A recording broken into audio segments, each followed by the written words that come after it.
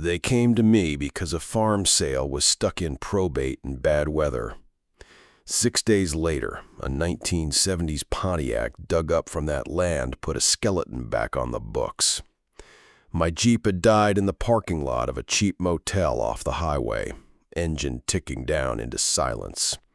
The cold went right through the door seals. My knee was already angry from pushing a clutch that didn't want to cooperate, and I had a chemical hand warmer taped under the brace to keep it from locking up. He knocked once and came in without waiting. City coat, thin gloves, Italian shoes already ruined by salt. He set a rubber-banded stack of cash on the motel dresser and didn't sit. "I inherited my uncle's place," he said. "They were digging a drainage trench and they hit a car." He slid over a photo.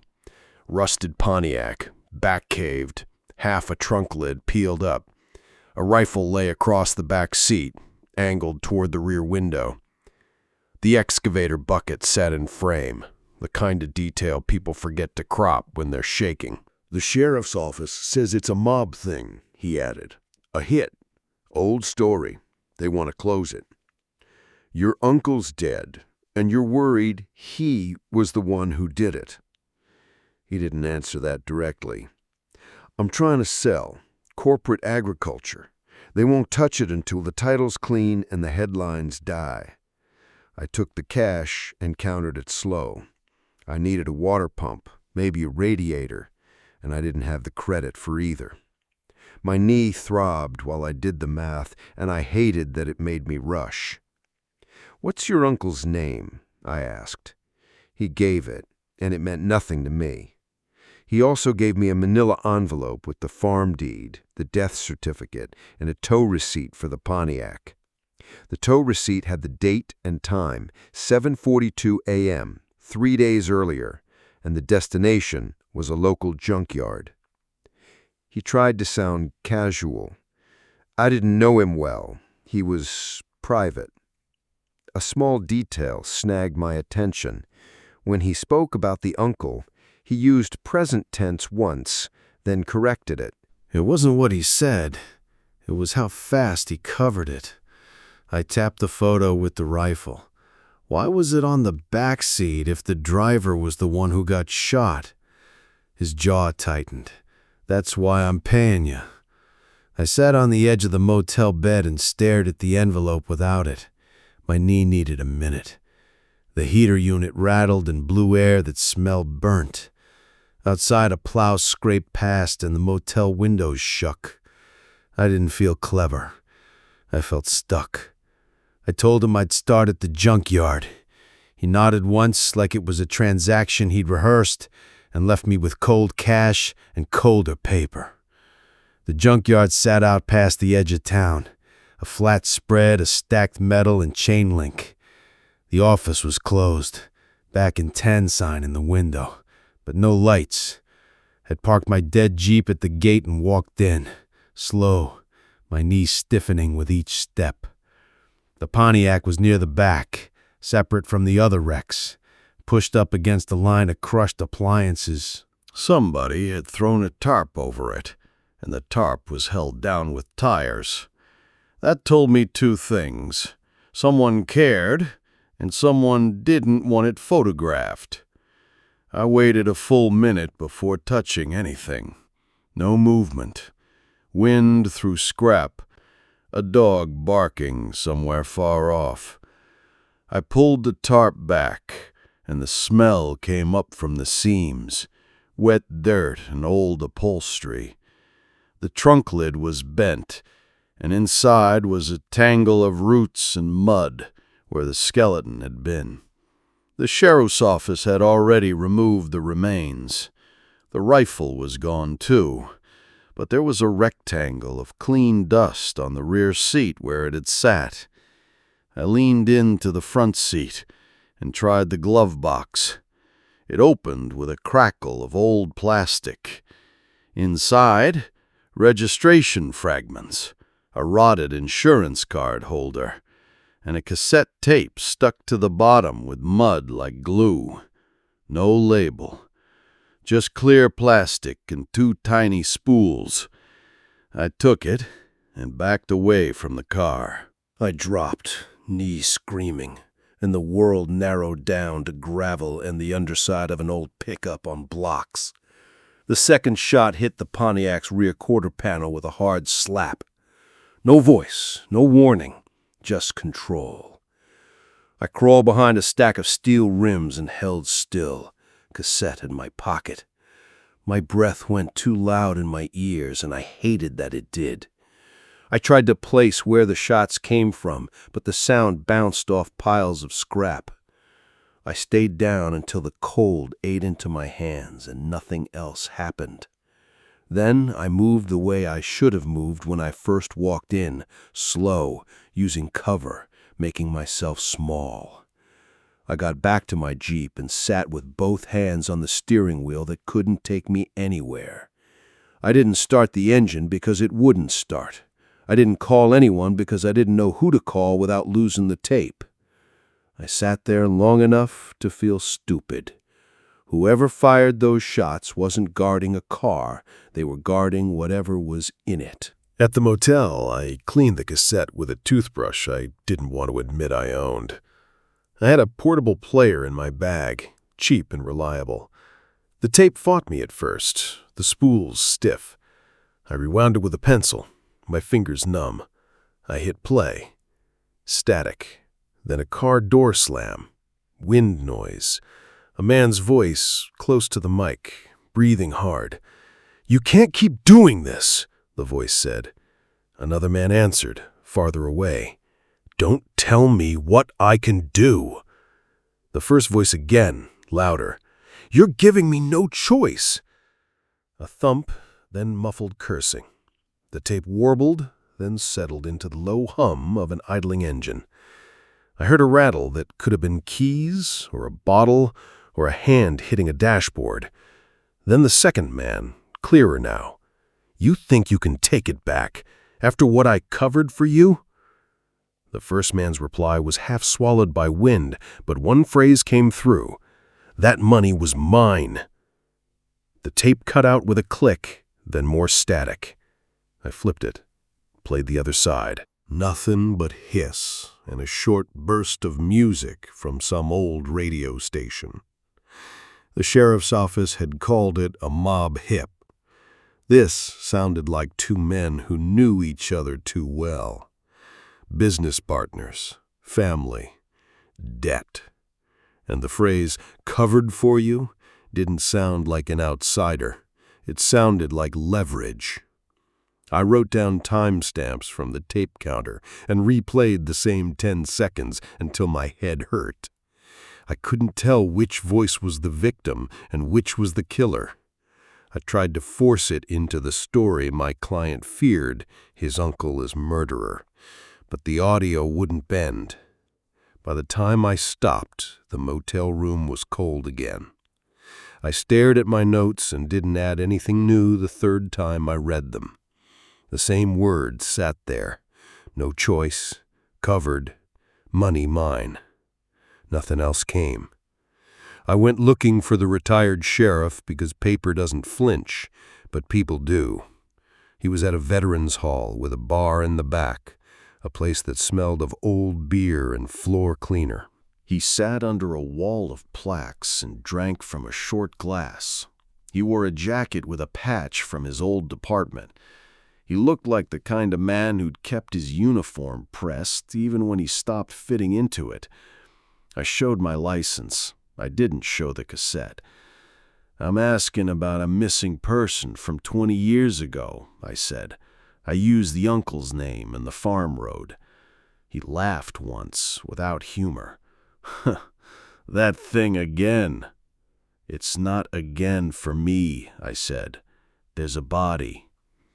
He took a drink and put the glass down hard enough to leave a ring. "They pulled a skeleton out of a car. That ain't my problem now." "It was your problem then," I said. He started to tell me no, then changed tactics. "You working for the nephew?" "My client wants to know if his uncle was involved." The sheriff leaned back. "He's dead. Let him stay dead." I let the silence sit longer than was comfortable. He shifted first, annoyed at himself for caring. "I had a report back then," he said. "A partner came in, said his friend didn't come home, wanted me to start a missing person. I told him we'd look. Then I got a call. From the uncle," I said. He stared at his drink. "From him. He came in 2 days later. He had a lawyer voice without a lawyer present. He told me it was a family matter, and he'd handle it." "And you let him," I said. The sheriff's mouth tightened. "He made a donation to the department fund. New radios. We didn't have much. And he said the missing guy had gambling problems and owed people money. He said if we stirred it, we'd bring trouble." "That's not how it works," I said.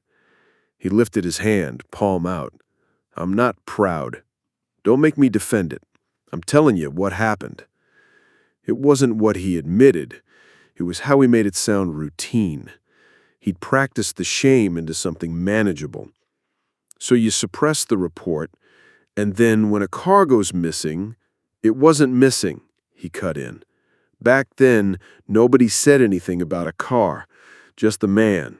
The uncle said he'd left town. I made a wrong call right there. I thought I had my case. The uncle killed his business partner over debts, buried the car on his own land, then paid to keep the sheriff away. It fit the donation, it fit the reclusive lifestyle, it even fit the rifle. I believed it enough that I told the sheriff, "I'm going to bring this to the nephew and let him decide what to do." The sheriff's laugh was small. "You do that." I left the hall with my notes and an ugly confidence I hadn't earned. Outside, the cold hit hard, and I stood by my Jeep for a second before the door. I caught myself picturing the uncle as a monster because it made the timeline simple. That was on me. I'd turned a dead man into a shape that fit my budget. The client met me at the farm the next morning. Snow covered the fields in clean sheets, but the trench line cut through it, raw dirt exposed. The house was old, not romantic, just maintained enough to keep out wind. He stood near a real estate folder on the kitchen counter, the corporate agriculture contract peeking out. "I want it done," he said. "I want to sell and leave." I told him what I thought. Partner disappears, uncle pays off the sheriff, the car ends up on the land.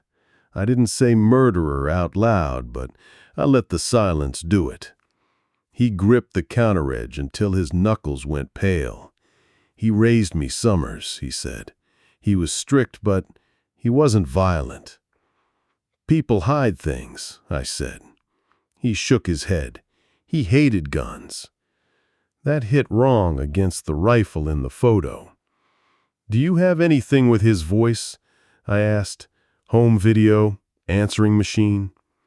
He hesitated, then opened a cabinet and pulled out a shoebox. He didn't offer it to me right away. He held it like it might bite. Inside were VHS tapes with masking tape labels, holidays, a graduation. One marked Farm, 1989. Another marked Christmas, 1992. We set up an old VCR in the living room.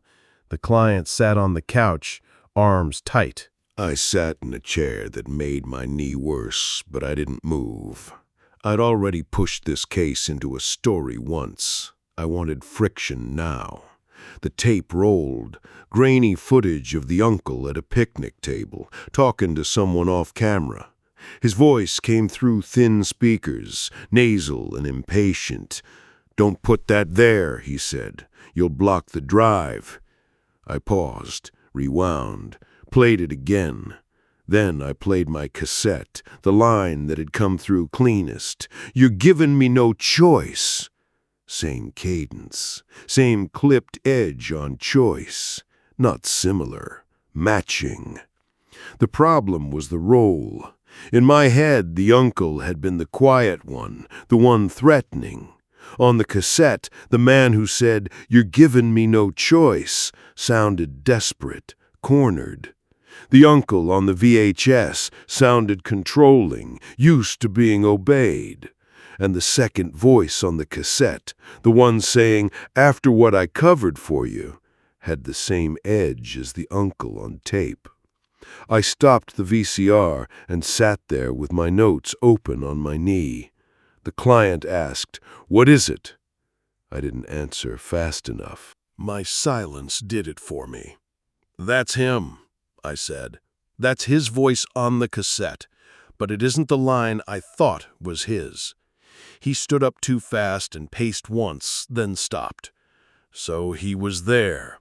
He was there," I said, "and if he's the voice saying, 'covered for you,' then he wasn't the one begging."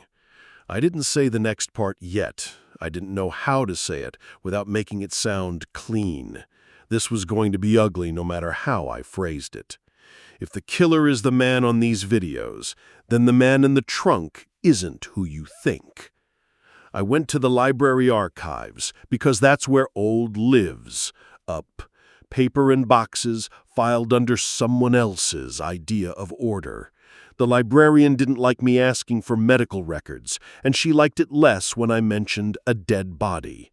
She pointed me toward public indexes and old newspapers, then watched from her desk as if I might steal the past.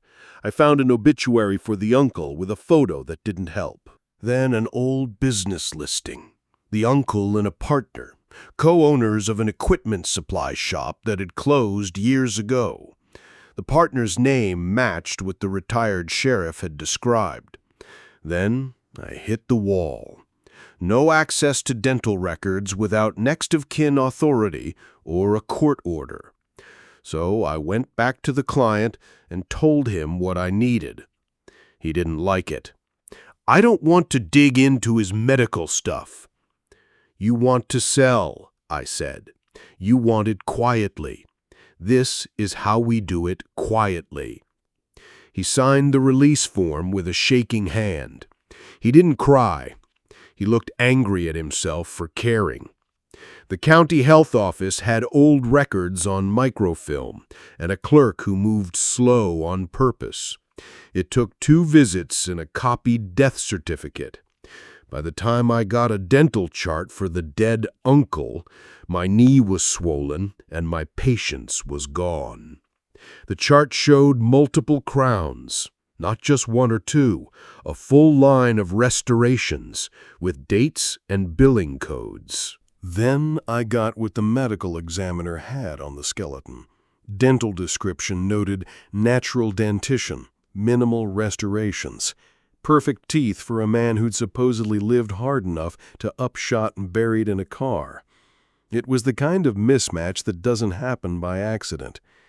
I built the file on the motel desk. VHS audio notes, cassette transcript, the sheriff's statement about the suppressed report, and the dental comparison. I laid the 2 dental summaries side by side and stared at them until I stopped trying to negotiate with the conclusion. I'd been wrong. Not a little wrong. I'd accused the wrong man of being the body and the wrong man of being the killer. The partner didn't disappear. The uncle did.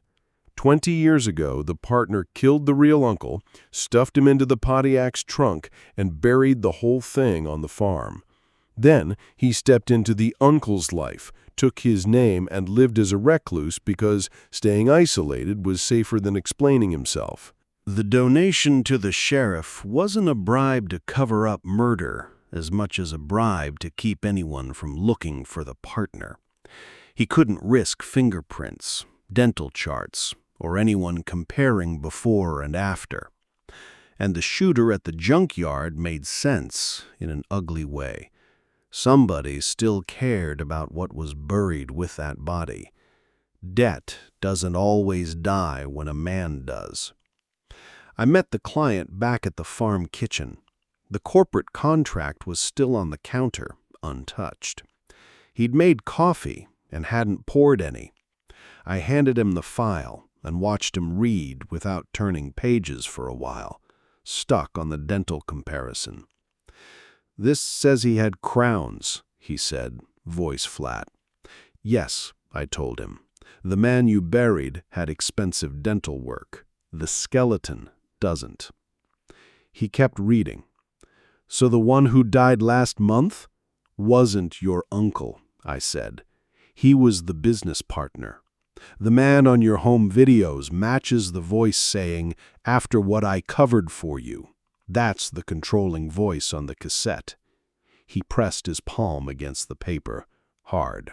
"Then my uncle is the one in the trunk?" "That's what the records say. He didn't blow up. He didn't throw anything. He just sat down slow, as if the chair might not hold. I waited. It felt wrong to fill the room with my voice." He said, "He taught me to drive on that gravel road." I nodded once. I didn't trust myself to say anything that wouldn't sound like a line. He looked at the corporate contract, then at the file again. "I still want to sell." "That's your call," I said. "But now you can sell as the nephew of the victim, not the heir of the killer." He swallowed and signed the last page of my invoice without haggling. He wrote the check, tore it off, and slid it over. His hand shook again, and he hated that it did. I left him with copies. I kept the originals in my bag. The sheriff's office would get them next, because a body had been misnamed, and that mattered, even if the killer was already in the ground. On my way out, I stopped on the porch long enough for the cold to bite through my gloves. I hesitated with my hand on the Jeep door, listening for a truck on the road, for any sign someone wanted the file more than I did. Nothing came, just wind and the distant rattle of farm equipment from a neighbor's place. Back at the motel, the mechanic called and told me my water pump was in. I paid in cash. When I drove away, the heater finally started throwing warm air that didn't smell burnt. At 9:03 a.m., the client handed me that rubber-banded stack on a motel dresser. At 9:16 a.m., the bank receipt and my copy of his corporate packet showed the farm sale deposit had already been initiated, pending clearance, and he'd given himself 13 minutes to spare.